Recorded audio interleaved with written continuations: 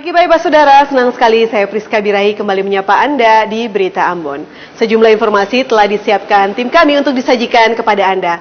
Berikut berita utama pagi ini. 7 pelaku penimbunan BBM bersubsidi di Seram bagian timur ditangkap polisi.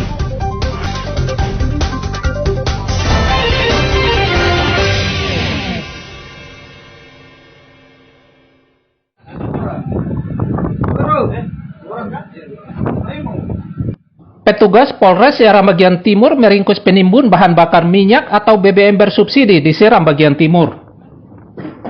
7 pelaku penimbun BBM bersubsidi langsung ditahan di Mapolres Seram bagian timur untuk mempertanggungjawabkan perbuatannya. Mereka diringkus polisi di Kesui Seram bagian timur. Perbuatan tersangka sangat meresahkan warga, sebab minyak tanah sering langka di Seram bagian timur serta sejumlah daerah di Maluku. Warga kemudian melaporkan kejadian ini ke polisi. Polisi kemudian melakukan pengintaian dan pengejaran kepada para pelaku sebelum melakukan penangkapan.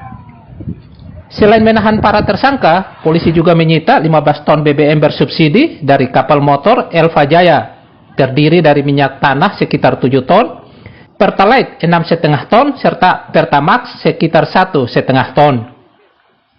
Pertalite pertama atau minyak tanah? Pertalite pertama minyak tanah.